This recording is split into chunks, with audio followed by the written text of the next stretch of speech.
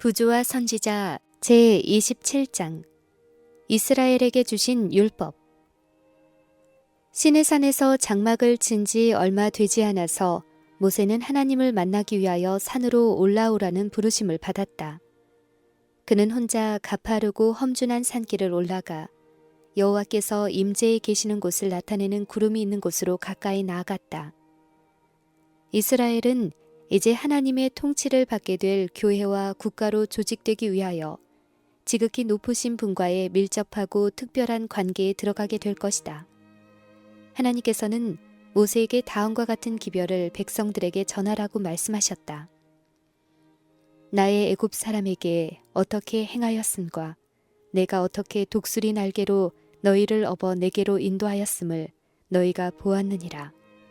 세계가 다 내게 속하였나니 너희가 내 말을 잘 듣고 내 언약을 지키면 너희는 열국 중에서 내 소유가 되겠고 너희가 내게 대하여 제사장 나라가 되며 거룩한 백성이 되리라.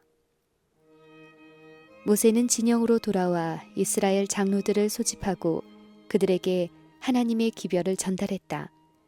그들은 여호와의 명하신 대로 우리가 다 행하리이다 라고 대답하였다. 그리하여 그들은 하나님과 엄숙한 언약을 맺고 하나님을 그들의 통치자로 받아들이기로 맹세했다.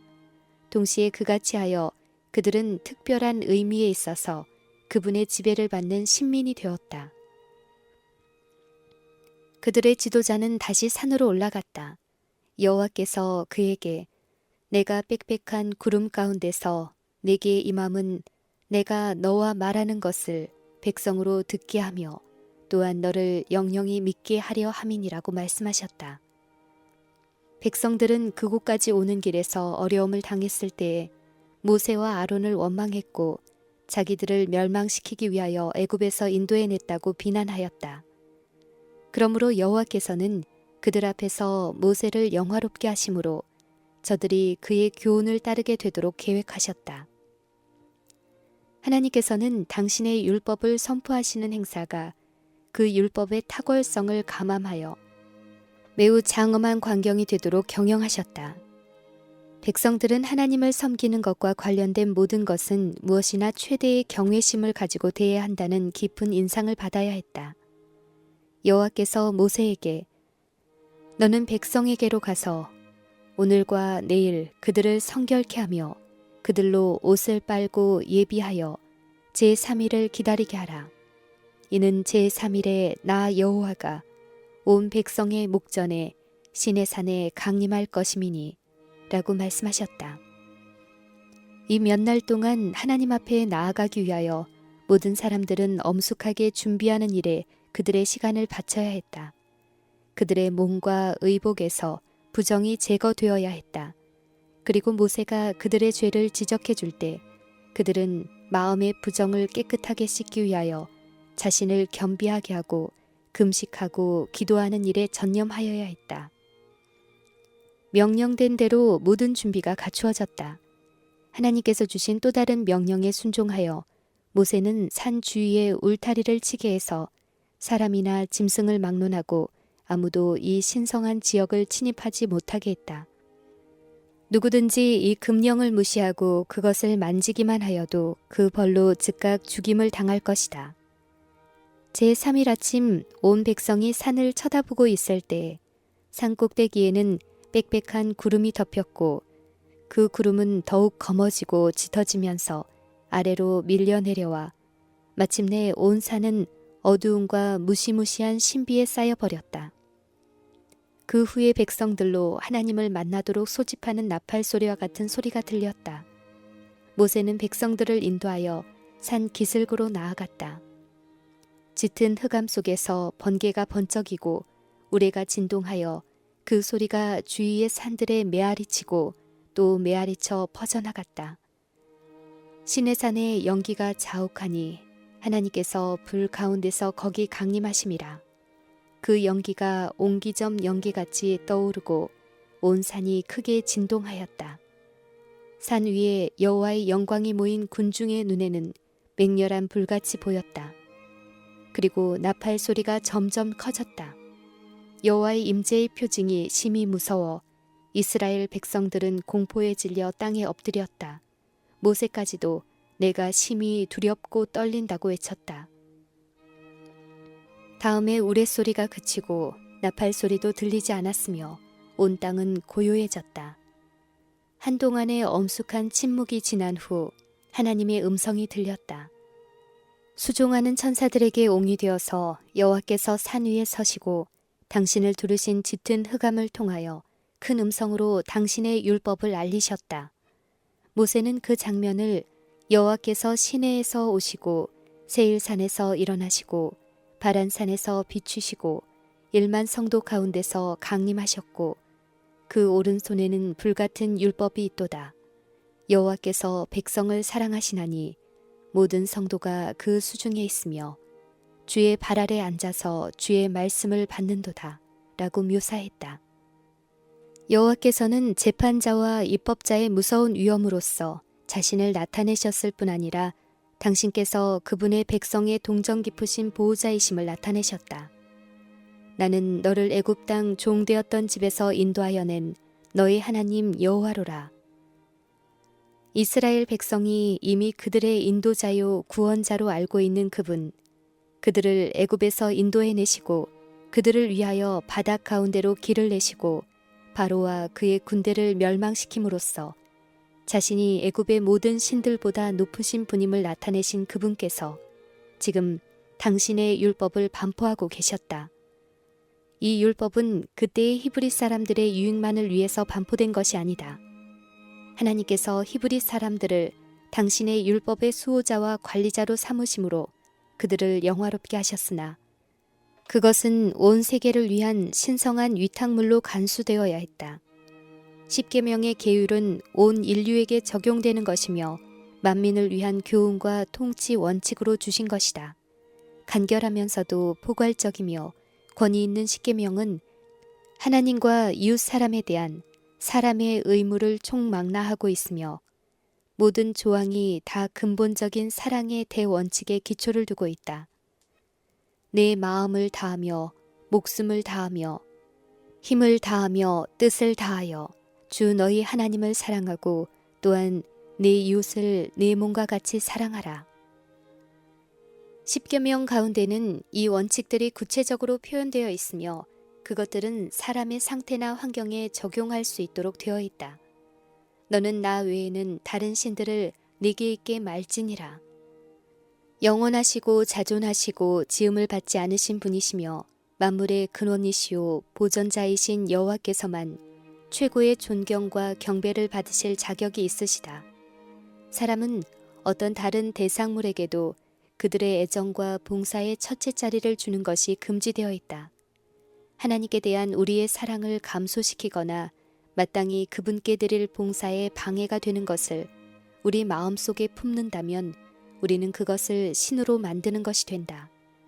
너를 위하여 새긴 우상을 만들지 말고 또 위로 하늘에 있는 것이나 아래로 땅에 있는 것이나 땅 아래 물속에 있는 것에 아무 형상이든지 만들지 말며 그것들에게 절하지 말며 그것들을 섬기지 말라.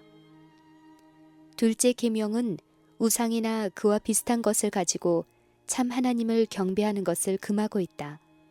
많은 이교의 민족들은 그들의 우상이 예배를 받으시는 하나님의 표상이나 상징이라고 주장해왔다. 그러나 하나님께서는 그와 같은 예배는 죄가 된다고 선언하셨다. 영원하신 하나님을 세상의 물질로 대표해 보려는 시도는 하나님께 대한 개념을 저하시킨다. 영원하시고 완전하신 여호와께로부터 돌아선 마음은 창조주께보다는 오히려 그가 만드신 피조물들에게 더 끌리게 된다. 그리고 하나님께 대한 개념이 저하되면 사람도 타락하게 될 것이다. 나 여호와 너희 하나님은 질투하는 하나님이시다. 하나님과 그분의 백성 사이에 친밀하고 신성한 관계가 결혼 관계의 형태로 표현되어 있다. 우상 숭배는 영적 간음으로써 그것에 대한 하나님의 불쾌히 여기심을 질투라고 표현된 것은 적합한 말이다. 나를 미워하는 자의 죄를 갚되 아비로부터 아들에게로 3, 4대까지 이르게 한다. 자녀들이 부모의 비행의 결과로 고통을 당하게 되는 것은 불가피한 일이나 그들이 부모의 죄에 동참하지 않는 한 부모의 죄 때문에 그들이 벌을 받지는 않는다. 그러나 대체로 자녀들은 부모의 발자취를 따른다. 유전과 부모들의 모본으로 말미암아 아들들은 아버지가 저지른 죄를 짓는다. 나쁜 버릇과 그릇된 식욕과 저열한 품행은 육체적 질병과 퇴화 현상을 지니고 아버지에게서 아들에게로 3, 4대까지 전승물로 내려간다. 이 무서운 사실이 죄의 길을 따라가는 사람들을 견제하는데 큰 힘을 발휘해야 한다. 나를 사랑하고 내 계명을 지키는 자에게는 천대까지 은혜를 베푸느니라. 둘째 계명은 거짓 신들을 숭배하는 것을 금하는 동시에 참 하나님을 경배하라고 명령한다.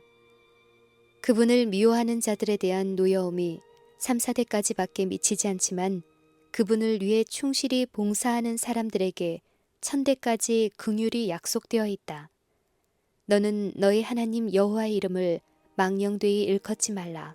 나 여호와는 나의 이름을 망령되이 일컫는 자를 죄 없다 하지 아니하리라.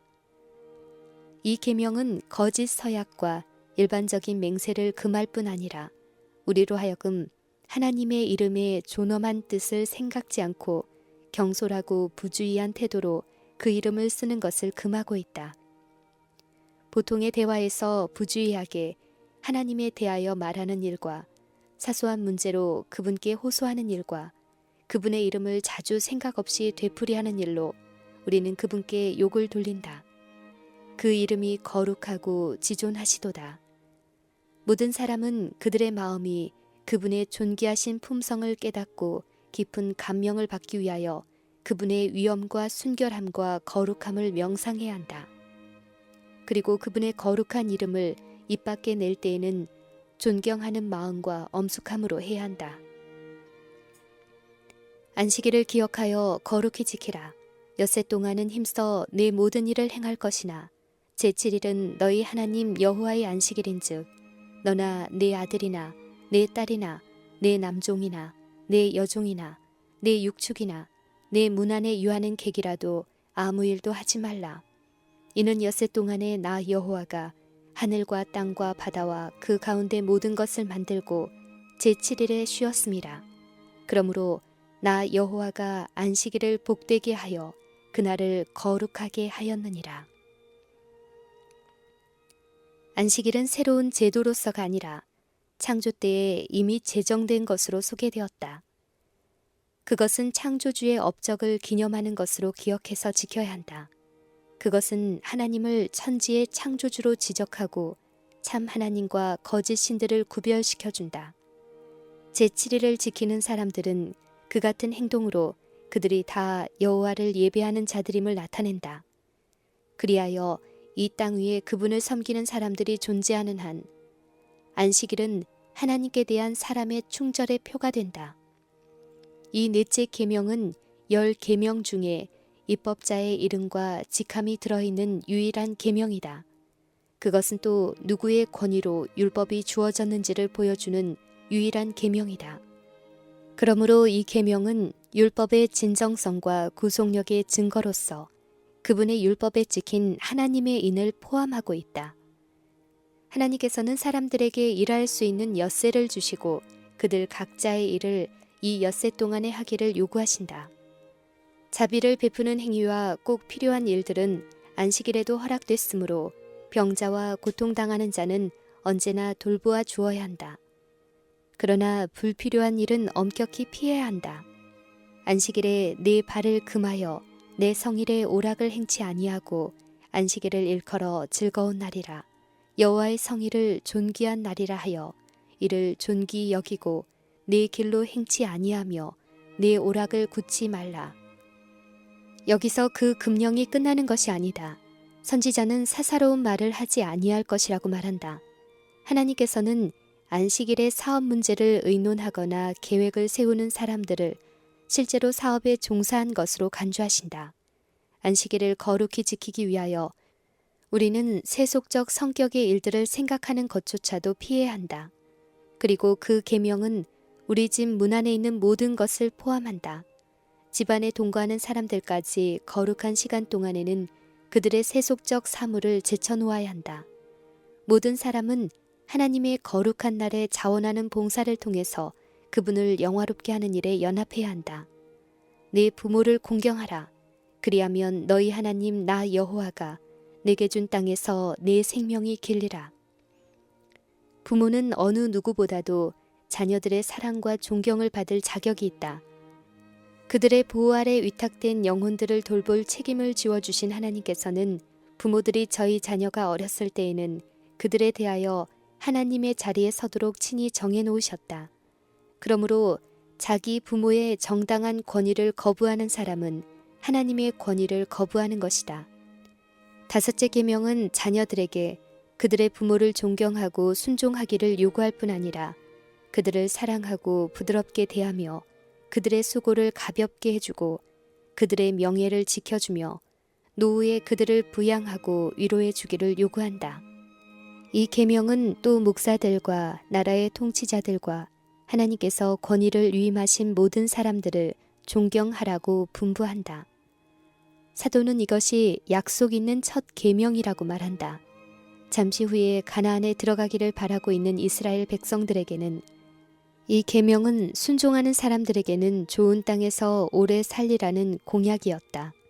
그러나 이 계명은 보다 넓은 의미를 가지고 있다. 그것은 모든 하나님의 영적 이스라엘 백성을 포함하며 이 세상이 죄의 저주에서 해방될 때 이 땅에서 그들이 영원히 살게 되리라고 약속하고 있다. 살인하지 말지니라. 생명을 단축시키는 모든 부정한 행위와 증오와 복수의 정신과 또는 다른 사람에게 해를 끼치는 행위를 하게 하거나 우리로 그들이 해받기를 바라는 마음을 품도록 만드는 감정에 빠져드는 것, 즉 그 형제를 미워하는 자마다 살인하는 자인 까닭에 가난한 사람들이나 고통당하는 사람들을 보고도 이기심 때문에 돌보는 일을 게을리한 행위와 모든 방종이나 불필요한 소모나 건강을 해치는 경향이 있는 과중한 노동 등 이 모든 것은 정도의 차이는 있으나 다 여섯째 계명을 범하는 것이다. 간음하지 말지니라. 이 계명은 음란한 행위를 금할 뿐 아니라 유욕적인 생각과 욕망은 물론 그것들을 자극하는 경향이 있는 어떠한 행위도 금하고 있다. 외부에 나타나는 생활에서뿐만 아니라 마음의 은밀한 의도와 감정에까지도 순결이 요구되고 있다. 하나님의 율법의 원대한 의무를 가르치신 그리스도께서는 사악한 생각이나 눈길도 불법한 행위와 마찬가지로 죄가 된다고 선언하셨다. 도적질하지 말지니라. 공사 간의 범죄가 이 금령 안에 포함되어 있다. 여덟째 계명은 유괴와 노예 매매를 정죄하고 정복을 위한 전쟁을 금하고 있다. 이 또한 절도와 강도 행위를 정죄한다. 이 계명은 또 일상 업무의 가장 사소한 일에도 엄격한 성실을 요구한다. 이 계명은 상거래에 있어서 속이는 것을 금하는 동시에 당연히 지불해야 할 부채와 임금의 지불을 요구한다. 이 계명은 또 남의 무지와 약점과 불운을 이용하여 자신의 이익을 취하려 하는 모든 행위는 하늘책의 사기로 기록된다고 선언한다. 네 이웃에 대하여 거짓 증거하지 말지니라. 우리의 이웃을 속이려는 의도나 목적으로 어떤 문제에서든지 거짓말하는 것은 모두 이 계명에 저촉된다. 속이려는 의도가 거짓을 구성하는 것이다. 눈짓, 손짓, 얼굴 표정 등으로 말로 하는 것과 같이 효과적으로 거짓말을 할 수 있다.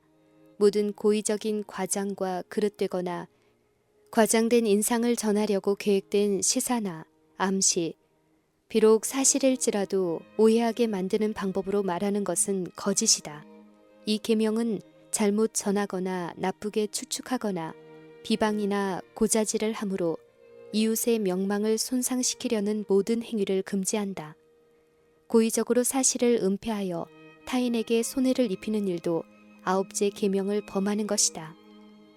내 이웃의 집을 탐내지 말지니라. 내 이웃의 아내나 그의 여종이나 그의 소유나 그의 나귀나 무릇 네 이웃의 소유를 탐내지 말지니라. 열째 계명은 죄된 행위의 뿌리가 되는 이기적 욕망을 금함으로써 만악의 뿌리 자체를 강타하고 있다. 하나님의 율법을 순종하여 남의 소유물에 대한 나쁜 욕심을 품는 것조차도 삼가는 사람은 그의 이웃들에게 해를 끼치는 악한 행위를 하지 않을 것이다. 우레와 화염 가운데서 위대하신 입법자의 권능과 위엄을 놀랍게 나타내시며 말씀하신 십계명의 거룩한 교훈은 이와 같았다. 하나님께서 당신의 율법을 선포하실 때에 당신의 권능과 영광을 나타내신 것은 당신의 백성들로 하여금 그 광경을 결코 잊어버리지 않게 해서 율법의 제정자요 천지의 창조주이신 당신께 깊은 존경심을 갖도록 감명을 주시기 위함이었다. 하나님께서는 또 당신의 율법의 신성성과 중대성과 영원성을 만민에게 보이시려고 하셨다. 이스라엘 백성들은 공포에 짓눌렸다. 하나님의 말씀의 무서운 능력을 그들의 떨리는 마음으로는 감당할 수 없을 것처럼 보였다.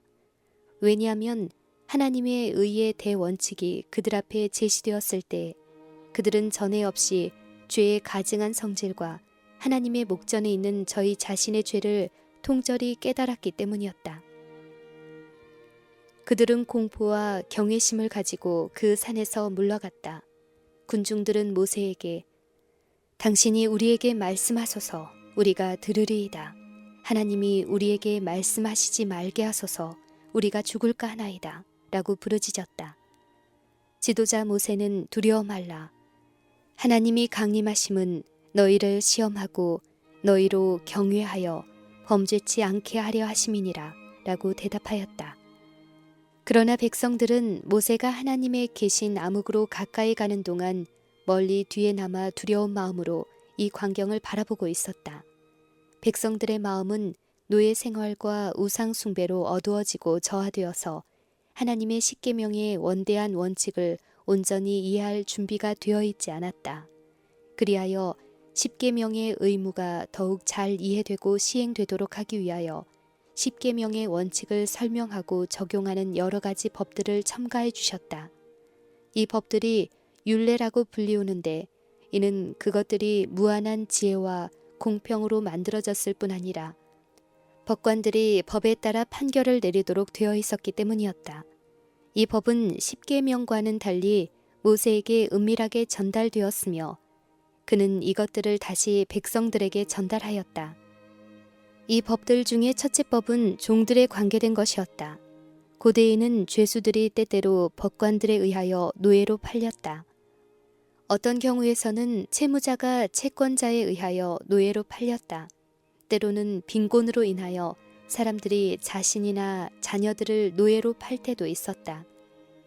그러나 히브리 사람들은 종신 노예로 매매될 수 없었다. 종살이의 기간은 6년간으로 제한되었으며 7년째 되는 해에는 자유를 주어야 하였다. 사람을 유기하는 자와 고의적으로 살인하는 자와 부모의 권위에 대해 반역하는 자는 사형에 처하도록 되어 있었다. 이스라엘 태생이 아닌 사람을 노예로 삼는 것은 허락되었으나 그들의 생명과 신체는 엄격히 보호되었다. 노예를 살해하는 자는 형벌을 받아야 했다. 주인이 노예에게 상처를 입히면 그의 이 하나를 부러뜨렸을지라도 그 노예를 해방시켜 주어야 했다. 이스라엘 사람들 자신이 최근까지 노예로 있었으나 이제 그들의 수하에 종을 거느리게 될 것이었다. 그때 그들은 자신들도 애굽인 감독 밑에서 고생을 했으므로 그들처럼 잔인하고 가혹한 정신에 빠지지 않도록 주의해야 할 것이었다. 그들이 당한 쓰라린 고역을 회상하고 자기 자신들을 종의 입장에 두어 그들에게 동정과 친절을 베풀고 그들이 대접을 받고자 하는 대로 남들을 대접하여야 하였다. 과부와 고아들의 권익이 특별히 보호되었고 그들의 속절없는 상태를 친절히 고려해 주도록 명령되었다. 여호와께서는 내가 만일 그들을 해롭게 함으로 그들이 내게 부르짖으면 내가 반드시 그 부르짖음을 들을지라. 나의 노가 맹렬함으로 내가 칼로 너희를 죽일지니 너희 아내는 과부가 되고 너희 자녀는 고아가 되리라. 라고 선언하셨다. 이스라엘과 연합한 이방인들도 부정이나 압박에서 보호를 받아야 하였다. 너는 이방 나그네를 압제하지 말라. 너희가 애굽 땅에서 나그네 되었은즉 나그네의 정경을 아느니라. 가난한 사람에게서 이자 받는 것이 금지되었다. 저당 잡힌 가난한 사람의 의복이나 이불을 해질 무렵에는 되돌려 주어야 했다. 도둑질한 사람은 배로 변상해야 했다. 법관들과 통치자들을 존경하라는 명령이 주어졌으며 재판관들은 거짓 송사를 도와주거나 뇌물을 받고 재판을 그르치지 않도록 경고를 받았다.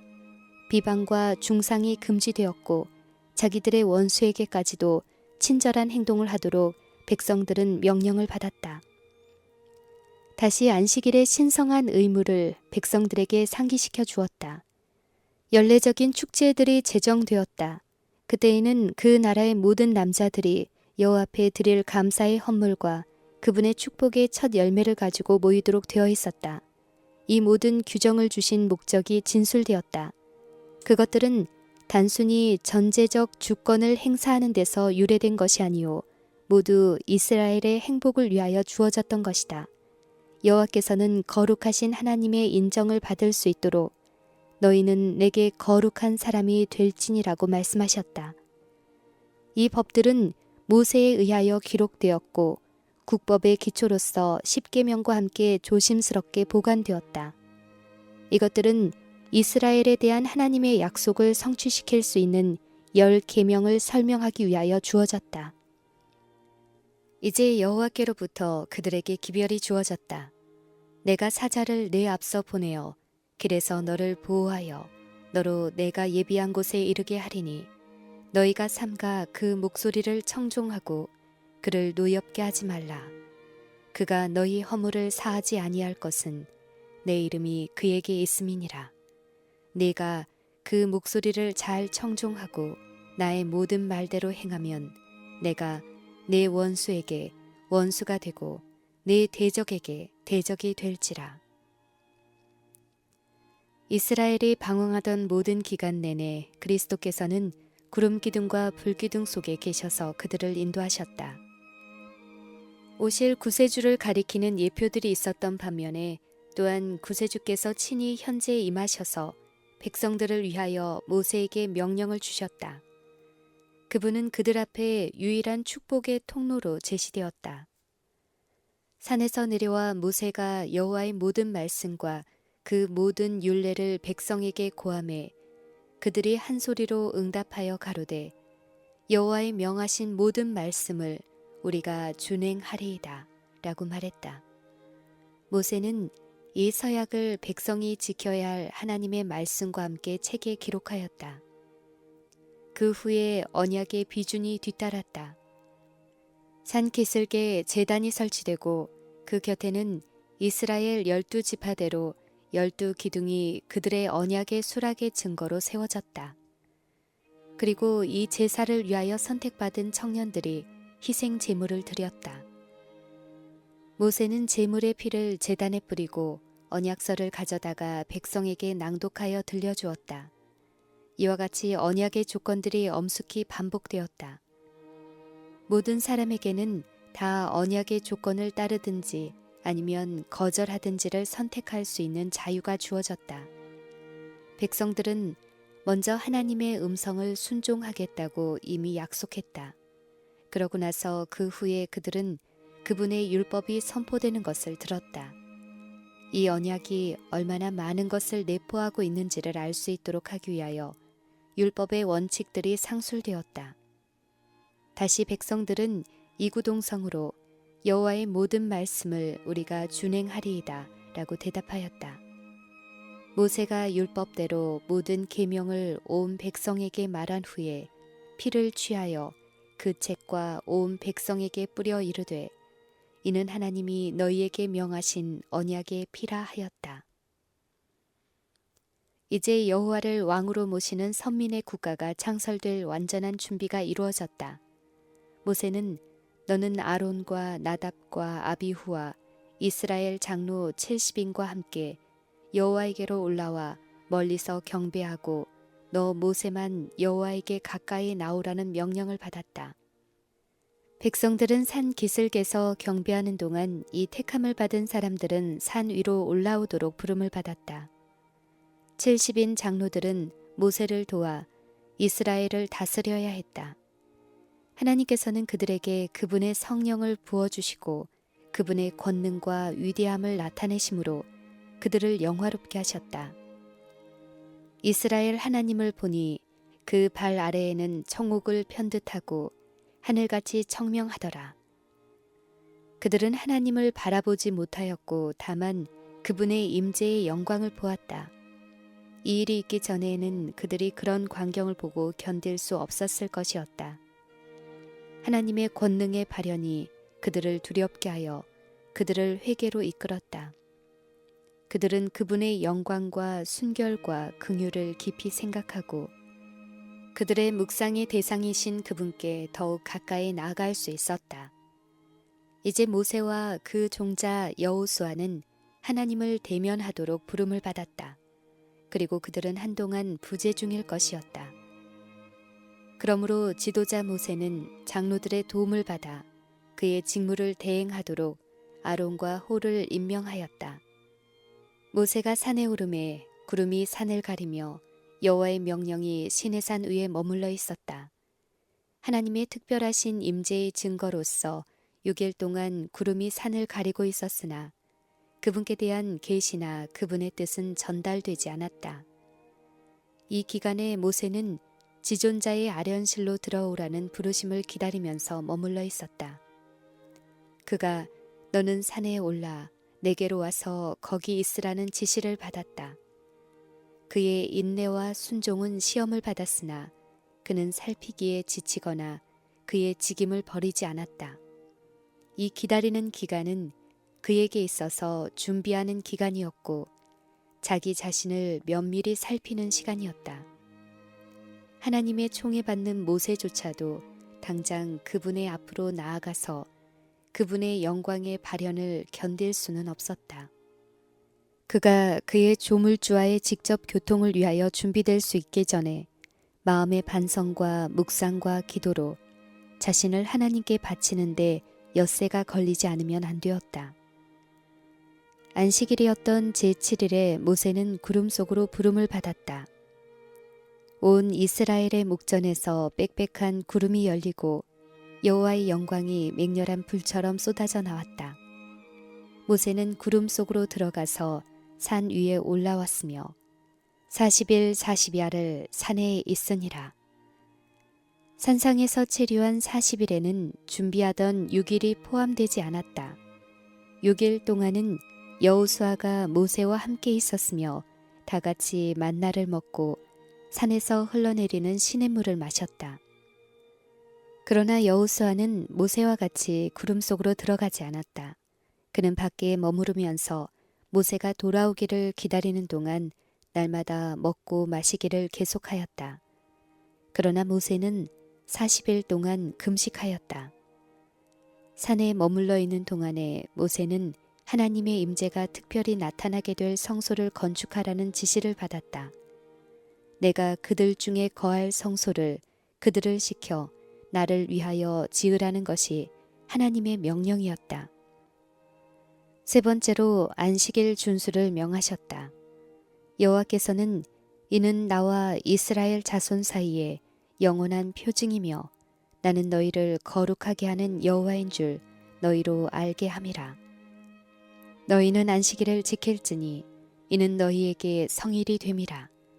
무릇 그날에 일하는 자는 그 백성 중에서 그 생명이 끊쳐지리라고 선언하셨다. 하나님을 섬기기 위한 성소를 조속히 지으라는 지시가 주어졌다. 이제 백성들은 염두에 둔 목적이 하나님의 영광이었고 예배할 장소가 몹시 필요했기 때문에 그들이 안식일에도 건축하는 일을 정당화하는 결론을 내릴 수도 있었다. 이런 과오를 범하지 않도록 하기 위하여 경고가 주어졌다. 하나님을 위한 특별한 사업이 아무리 신성하고 긴급하다 할지라도 그들로 하여금 하나님의 거룩한 안식일을 범하게 해서는 안 되었다. 이제부터 백성들은 그들의 왕의 영속적 임재로 영광을 받게 될 것이었다. 내가 이스라엘 자손 중에 거하여 그들의 하나님이 되리니 내 영광을 인하여 회막이 거룩하게 될지라는 보증이 모세에게 주어졌다. 하나님의 권위의 상징이며 그분의 뜻의 구체적 표현인 십계명이 하나님의 친수로 두 돌판에 새겨져 성소 안에 거룩하게 안치되도록 모세에게 하사되었다. 그리고 성소가 건립되면 그것은 눈으로 볼 수 있는 이스라엘 백성들의 민족적 예배의 중심이 될 것이었다. 이스라엘 사람들은 노예 민족으로부터 만왕의 왕의 특수한 보배로운 백성이 되어 모든 민족들 위에 뛰어나게 되었다. 하나님께서는 그들에게 신성한 임무를 맡기기 위하여 그들을 세상으로부터 분리시키셨다. 그분은 그들을 당신의 율법의 수호자로 삼아 그들을 통하여 사람들 가운데 그분 자신에 관한 지식을 보존하시고자 하셨다. 그리하여 하늘의 빛은 흑암에 쌓인 세계를 비추어 모든 백성이 우상 숭배에서 돌이켜 살아계신 하나님을 섬기라고 하는 호소의 음성을 듣게 될 것이다. 만일 이스라엘 백성이 그들에게 맡겨진 임무를 충실히 행한다면 그들은 세계에서 강대국이 될 것이다. 하나님께서는 그들의 방패가 되시고 그들을 모든 다른 민족들 위에 뛰어나게 하실 것이다. 그분의 빛과 진리는 그들을 통하여 나타날 것이며 그분의 지혜와 신성한 통치 하에서 그들은 참 하나님을 예배하는 일이 모든 형태의 우상 숭배보다 훨씬 우수하다는 것을 나타내 보여주는 표본이 될 것이었다.